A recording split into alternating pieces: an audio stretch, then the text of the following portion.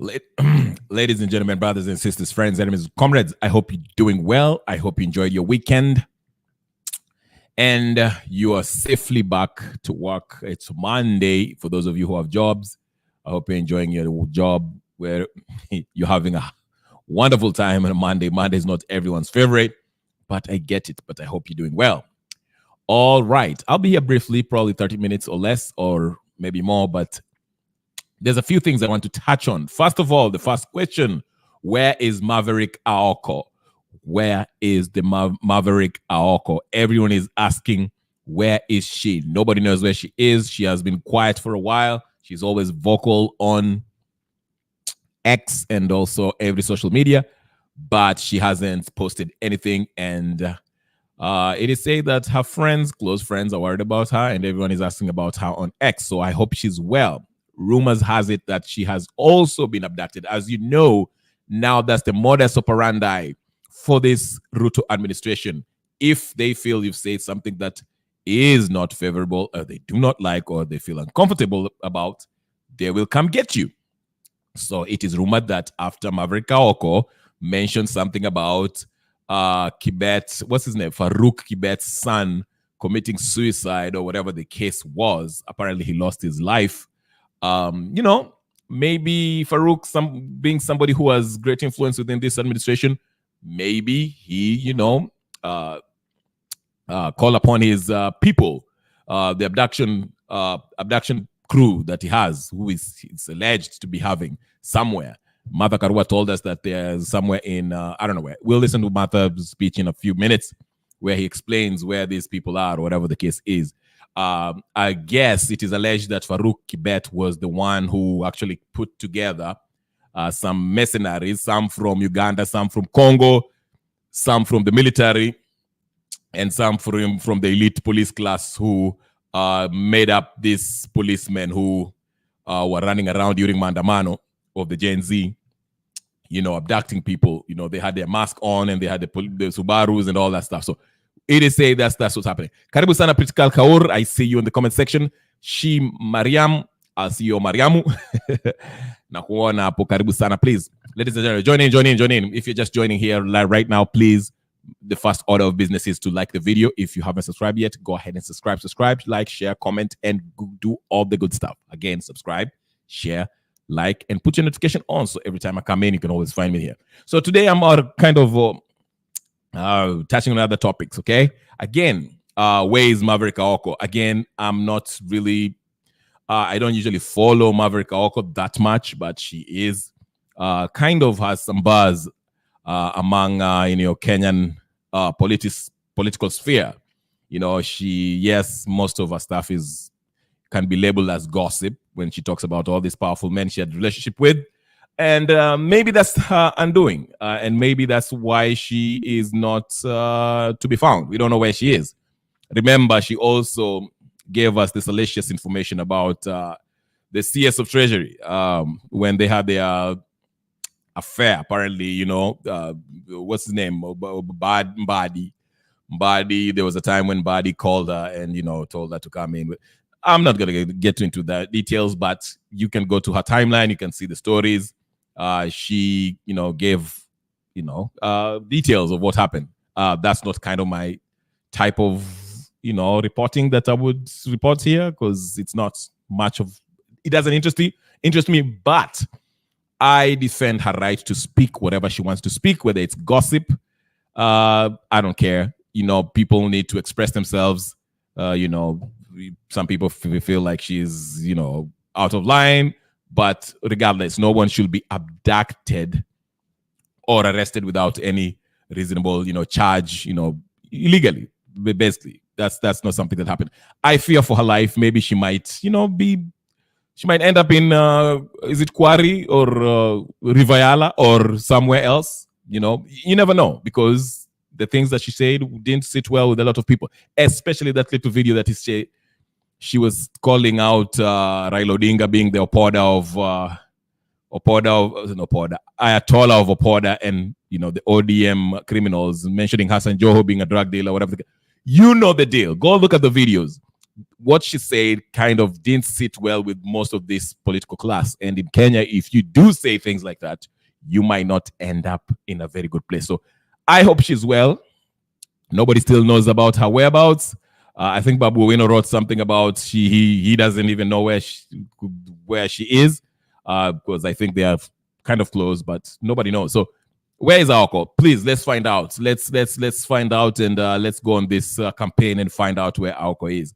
I hope she's safe, regardless of what she says, and even if you don't like what she says, nobody's life should be taken or be held hostage unlawfully. She deserves to speak her mind, and at that one, I will fight for her right to speak her mind, regardless of how uncomfortable it may be for some people. So I hope Aoko is free and well and doing fine and continuing with whatever she's doing, whether it's speaking about all this relationship she has with powerful people in Kenya or elsewhere.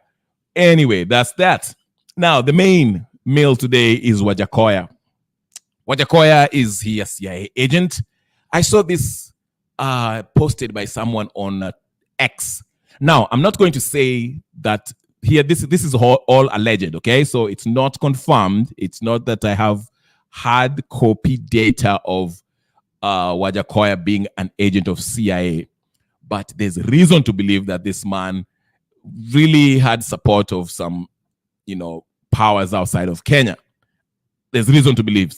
And I will go to his most, not famous speech, but it was like his speech at the IBC, where he started by praising some powers that, if you're a true patriot, I don't think those are the kind of people that you would like to recognize and give props to. I will show you what I mean.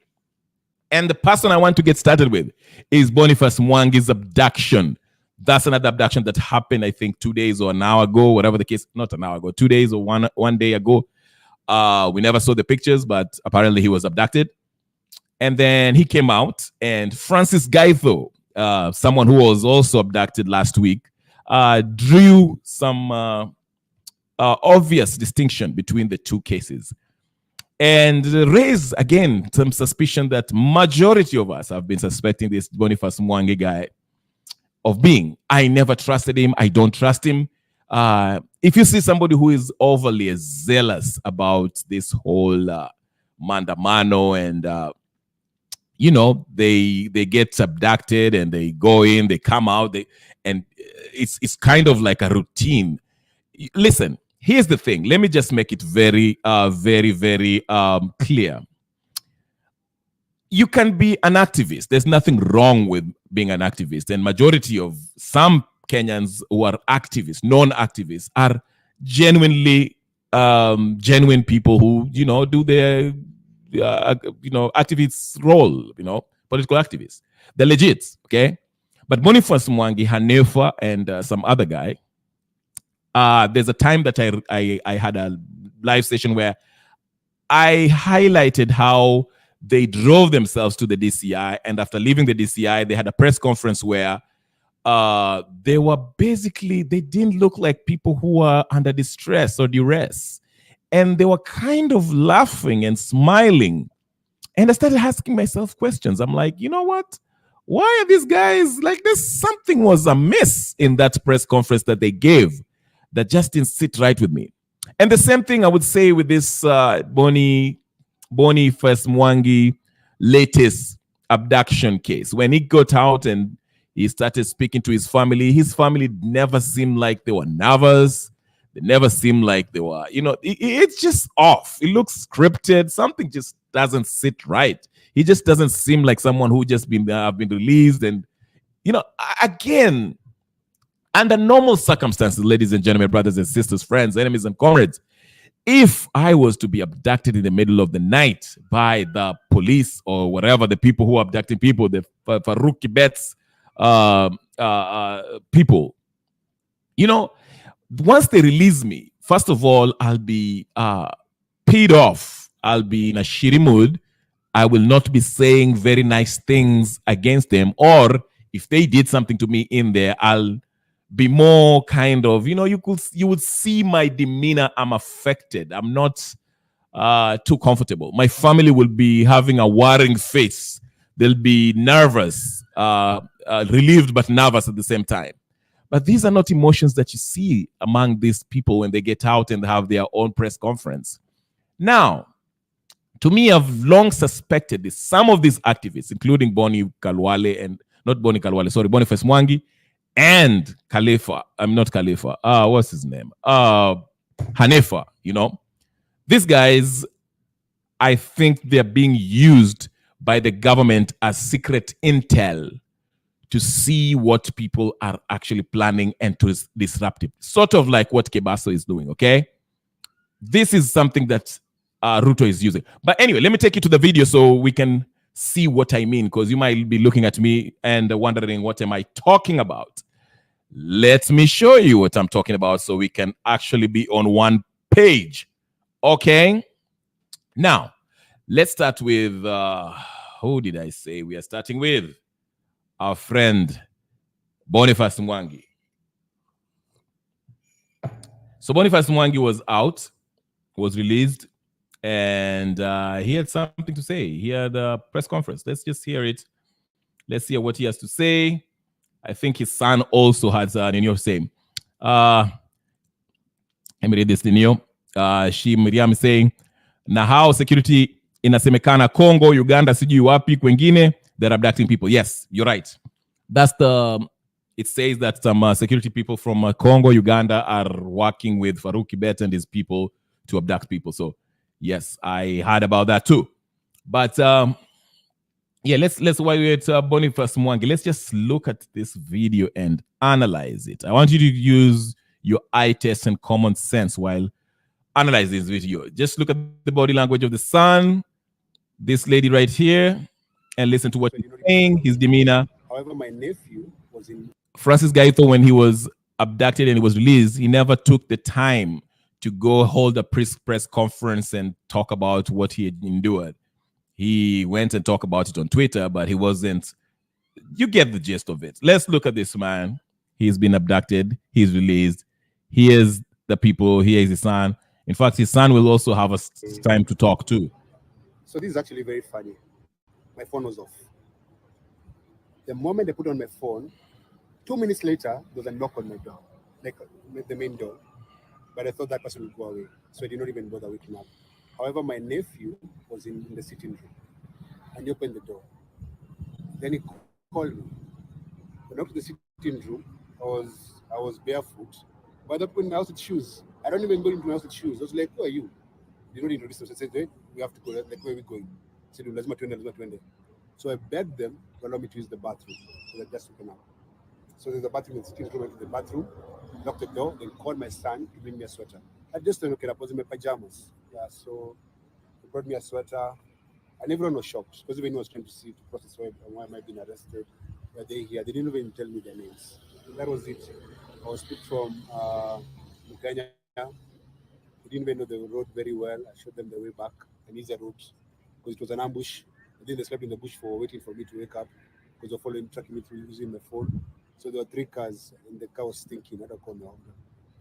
Kanipeleka Nairobi area, because I was asking them, why you arresting me? Or you just following orders. Went to Nairobi area, we sat there. We got another phone call to me to finish. But imagine if I was in the house alone without my kids. Okay, so again, that's a speech, or that's a speech. Let me just say that, a press conference from a man who has been abducted by a known man who suspects that the Farouk group, and he looks a little bit too comfortable for me. I mean, again, if you've been abducted and you've been released, I don't know. If I'm your son there with his dreadlocks, I should be like, dang, I'll be released and kind of worried about how my dad is doing. I'll be looking at him like, are you okay? Everything is okay. I'll be a little bit nervous, but none of that. He's too comfortable. He's giving that story as if his friend came to pick him up and they went to hang out, and he was just pissed because his friend didn't give him the $5 that he was supposed to be giving him last week, or 5 shillings in that matter. I'll play his son's uh, versions of events. It's right here. Again, please analyze this and you make up your mind. You make up your mind for yourself. I'm not going to ask you to think. To agree with me or whatever the case is. I just want you to think for yourself because everyone can look at the data and come up with different conclusion on what that data they're looking at, how they are going to interpret it. Okay, my computer is acting up, so we have some issues here. Crap, I hate this thing when it does this, but we'll fix it. Let's fix it. Okay, so here is his son. Yes, Gypsy, we were worried about you. All right, here's his Mwangi's son speaking. On Sunday morning, my dad was abducted by police. So My he's name is talking Nate, about the and issue. on Sunday morning, my dad was abducted by police. So I started around a little bit before 7. My uncle woke me up and told me there's police outside here to arrest your dad. He's asking for you. So at first I thought my dad was pulling my leg. This must be one of his pranks. So I didn't take him seriously. So as I leave the room, the living room is filled by six people, Hold six on, hold on. officers. At least they claim to be. Me, there's police outside here to arrest your dad. He's Look at Boniface Mwangi's face. It almost seems like he's hoping his son does not mess up the storyline as they agreed to tell the story. Just look at him. That's what I'm getting. Like, if you look at his reaction, this face right here,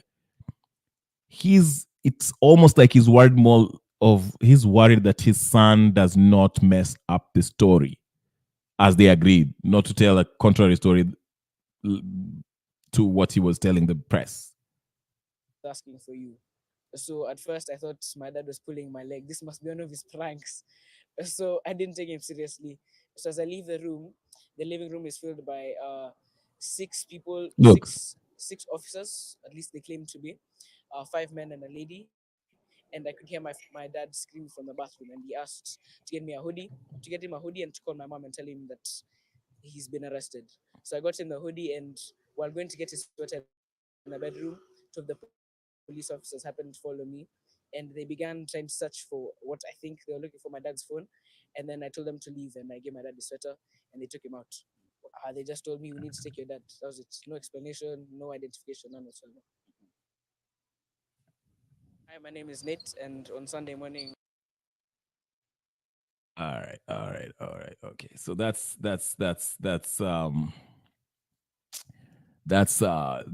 Mwangi's and his son's story. Now, something that really caught my attention is when I read Francis Gaito's take on this whole arrest thing.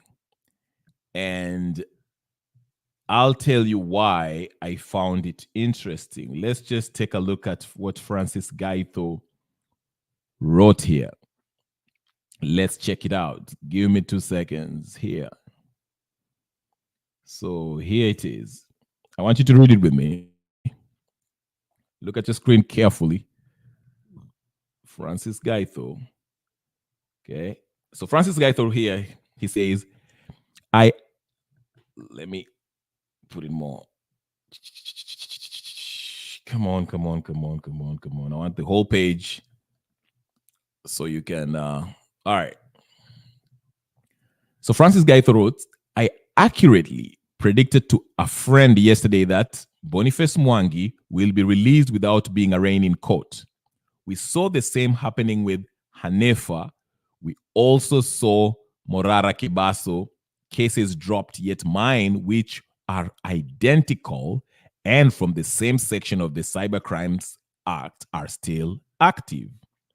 It is now very easy to map out state operatives based on the distinct occurrences. Don't say I didn't warn you. Okay. Then he posted these pictures here. This is the first picture. Hussein Khalid wrote, I can confirm that Boniface is being held in Kamkunji police station in Nairobi, booked under the charge of incitement of violence. Family, lawyers, friends, and colleagues are at the station following up. See that? Then there's another pic. The second one, I can confirm that Boniface has been freed, no charges, wife cheated. So you see, Francis Gaito is making the point that the two were arrested on the same charges, put in the same, probably the same police station where they were being detained, while Boniface, Mwangi, and Hanifa and Kebaso were released and their charges dropped, while his is still active. Why? Because he keeps on, he calls them out. He calls the president out and everything else. And I told you, there's something about this guy. It's very clear. A lot of people were suspected Boniface Mwangi even during Mandamano. He was one of the people, and Hanifa, who was telling people on June 25th that to see in the State House, because there's a lot of people were saying the next stop is State House. Let's go to State House. Let's occupy State House. And he was telling people, no, Rudi Nyumbani, it's getting dangerous. CBD, it's. And apparently, it wasn't even CBD that was dangerous. It was Githurai, on your way out. So this guy, in my opinion, is a government operative. He is working for the Ruto people, okay? And I've said, you can't be, talking the type of talk that Boniface Mwangi has been talking and still be out here free. This guy is a paid actor. I don't trust him. I don't care what you believe. That's my opinion, and I'm sticking to it until you show me something otherwise. This is a guy who, remember, he's attention seeker. Remember a few months ago, he was making videos about suicide and all this. He wanted people to sort of feel sorry for him and all this nonsense. You can see what this man is about. Do not be fooled by people like this and Morara and the Hanifas, even though they talk a good talk on Twitter. Okay? So yeah. Anyway, Wajackoya. Is Wajackoya an agent? That's another tweet that I saw that was really interesting. And I will show you. Do you want me to show you? All right, hold on. Let me show you that. Wajackoya. Somebody tweeted it. Did I? All right, hold on. Hold on for a second.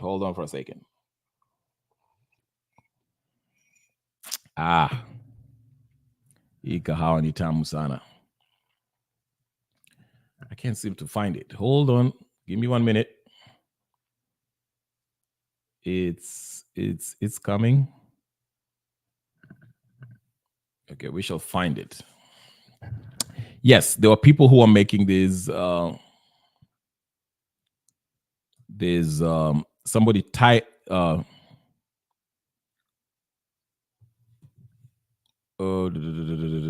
is it at? If you give me a few seconds, I will show it to you.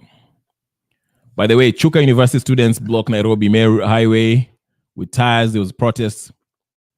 Mambo inachemka huko. Hey, they've started their protest early. Chuka University comrades have overpowered and armed police officers are chasing them away. 3 police officers have reportedly been injured. Chants were filled in the air in Meru. This is the day I've been. Okay. So the students there are, yeah. Anyway, let me go. Where was this? All right, here it is. Ladies and gentlemen, brothers and sisters, there's so much. Thank you, Pritikal Kaur. Salute. Do you remember when Boniface took time off during protest? He wanted to kill himself in quotes for attention seeking like a Chagwa. Yes, I remember. Boniface was something else. This guy is Chali. Anyway, here is this is Ninio. Somebody posted this, which kind of caught my attention. Look at this. Akal E. Simba, George Luchiri Wajackoya is a CIA agent. Many will oppose me on this. And people started writing things. The comments were very interesting. Look at the comments. I'll show you the comments on this. We fight because, okay, so this guy wrote, he's a conman, like the guy building Walmart in Kakamega. All these degrees he claims were bought from diploma mills. CIA agent cannot be allowed to run for president in another country. Well, this guy doesn't know better. You know, there are people who are writing, you know, man's like, but anyway, the reason why I mentioned this is because if you listen to his speech to the IBC, it was very interesting. The people who he was giving props to. Listen to his speech. It's lengthy kind of, but it's worth listening. Just listen carefully the people that he was giving props to. I thought it was very odd for a presidential candidate to be mentioning such powers. Before I speak, I would like to apologize for my voice because I've been in the mountain for almost 8 days. I was not even bitten by a mosquito. No stone was thrown against me, and there was no heckling. Your Excellencies, the European Commission, the UNDP, and the UN, the American Embassy present, and all the ambassadors and protocols observed, the religious leaders, as well as the presidential candidates or their representatives present. I would like to take this opportunity to thank you, and to thank you very much for listening to a man who is so much ragged. A lot of people think that I'm crazy, but the Almighty God created me this way. I also take this opportunity to thank the British High Commission and the Americans who are present here. Yeah. Hold on.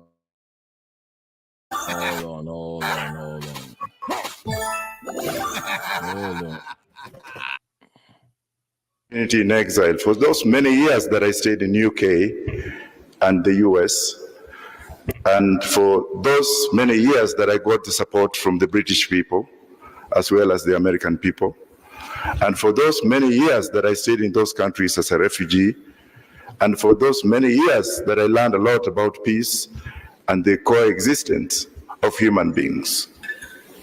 I would particularly take this opportunity to thank the universities that I went to in the UK, starting from the University of Wolverhampton, where I did my bachelor's degree, the University of London School of Oriental and African Studies, where I did my first master's, the University of Warwick, where I did a master's, the University of Westminster, where I did my legal practice course, and other universities to follow like Babek and what have you. I also want to thank the Americans for allowing me to work very hard to join the University of Baltimore, where I did a Master's of Law in the laws of the US before I took the Washington, D.C. bar. Why am I taking this unconventional approach while addressing men and women of honor? The point that I'm trying to make here is that it has come to the realization of the many who may not have done their conjugal research that I am a British citizen. I wish I was, because Great Britain is a country that has really motivated most of us and African leaders, including the late Mzee Jomo Kenyatta, the late Kwame Nkrumah, to bring realization of realities and democracy in this part of the world. I'm a permanent resident in the UK, and I'm also a permanent resident in the US. So, notwithstanding, I made that very clear to those who have been speculating that I'm a British citizen, and I think I will be one day, who knows. Now, let me also take this opportunity to thank those who have been with me in the mountains, those who have never thrown stones at me, those who have not heckled me, those who have not told lies without preference of researching And most of those who have been talking are people who are men and women of honor. Now, for the IBC, and I know that our colleagues have been here asking for more times, I don't like writing speeches or written speeches because they always disrupt me when I'm talking, but at least I make some notes. And I also don't like reading speeches on behalf of others. A man or woman should actually read his own speech and translate the mambo. And we in Roots Party, the so-called Weeds Party, or the marijuana people, we are peaceful people. We are peaceful people. We are not advocating for smoking. And religious leaders, please, I'm thankful to those who came to me and those who are now already pleading with me. Do not confuse society, because some of you are at the starting point of impunity. When you talk on things that are not right, you ought actually to do some research instead of coming out to condemn me. I might look mad because of the way I am. I was born this way. Please don't condemn me, but pray for me to look better than what you want me to be like. The IBC, we have a lot of respect and honor in you. And not a single day have you seen us raise any issue in any of the meetings that we have been with you. But we have raised silently. We have reached out to Chepkati wherever we have to, and we have spoken to him in a silent way. We don't make noise or we don't beat drums. We work indirectly. The media, you are very biased. You report what you want, and that's why, like in the UK, US, where the media is the first and the second estate, because in the UK you have conventional issues under the prerogative of the Queen, where you don't have a lot of writings and impunities. The UK in media and civilized world, the US and the European Union, the media in UK and the civilized world play a leading role in dissemination of information. They play a leading role in the democratization process of the country. But in this country, the media is owned by hell-bent individuals who give them directions on what to do. That's why in my government, I'm going to look at the media and I'll make sure that they're paid properly. I will also make sure that the media becomes participants in wherever media houses they come from. So media, please, don't give us unbiased reporting. We love you. We only sympathize with you that you are paid peanuts, but we shall make sure that you're paid well. As to our presidential candidates, please, and I beg you, you'll never hear Professor Wajackoya talk against any presidential candidate in a debate. You'll not see me talk about Raila. Raila is an enigma.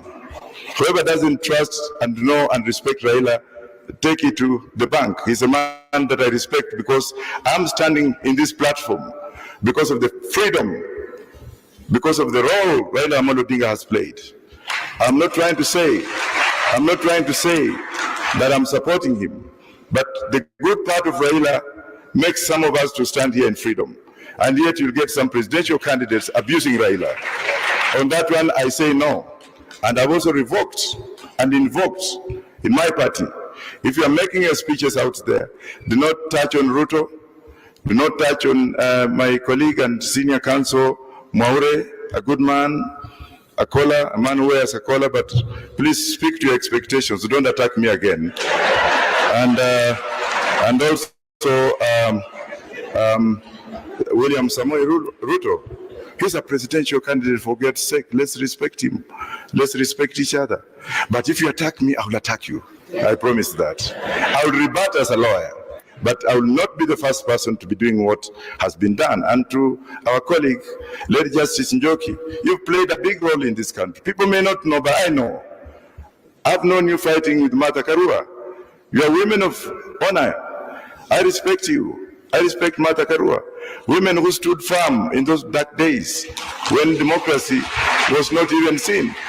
And as a presidential candidate, I have to reveal. I have to speak from my heart, even though my voice is gone. I have to give credit where it is. My colleagues and opponents, you are my brothers and sisters. That's why when I was in Meru, I was inviting everyone to come to the podium before I spoke. I invited UDA, I invited Azimio. No abuse took place. Let us cherish ourselves. I know that I've been given 5 minutes, but I'll speak little. I'd also like to take this opportunity to recognize the government of Serbia as a legitimate government. I will not recognize Kosovo for now. I am with the international community on that point. I am with the Americans on that point. I am with the European Union on that point. And I am with the people of Serbia in solidarity. Finally, when it comes to our international relationships, this is not my voice. Maybe you people might think I've smoked weed. I don't smoke at all. When we look at our neighborhoods, our neighbors, our foreign policy is a policy of encouragement. Somalia is there to stay. It will be there. It was there. It will exist until God says amen. Therefore, the people of Somali origin, I'm here to appeal to you wherever you are, and those who are in Kenya especially, that you are part of this nation. When it comes to identification of people's identity, we don't want to have a government of impunity, a government which creates rules for them and rules for us. It makes it very difficult for the Somali people, children of Somali people, to get their national identity cards because they are Somalis. I'm going to extinguish some of these regulations when I take over as president, especially when it comes to issues of extrajudicial terrorism act, which violates the very, very human rights we are trying to uphold, which violates the very, very human rights where you take small boys and girls because you have suspected them of terrorism, you put them in for 14 days. Is that not discriminating? And that's why we've had a lot of issues, and we have had a lot of issues. When it comes to the Constitution, I would rather also say that the United Kingdom's Constitution, which is not written, which is coupled in the Bill of Rights, which works through conventions with the royal prerogative powers conferred by Her Majesty, the Queen of England, which empowers the ministers and the civil servants to look into the people and talk to the people before they make legislation. And that has worked very well. So is the United States Constitution. So when I say that we are going to suspend the Constitution, I have a backing point. Kenya Constitution is written mayhemly by men and women in suits who fly out of the country, and they come back with very copy and pasted kind of memorabilia, and they ask Kenyans without giving them the right time. I'm equally thankful to the state of Israel. It has to exist whether one wants it or not. And the Muslims also have to exist whether one wants it or not. Israel has always legalized ganja for commercial and medicinal purposes. As also, I'm about to go, we are also going to follow that trend, and we shall not allow our kids to smoke non-detox marijuana, but we're going to support it. With those few words, thank you very much.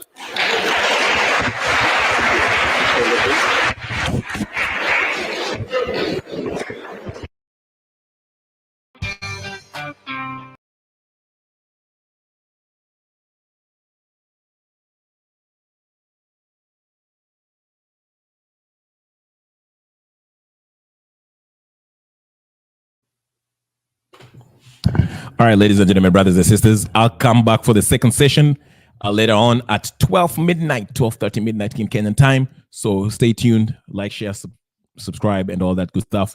I will see you in a few hours. Peace and blessings, and I'll be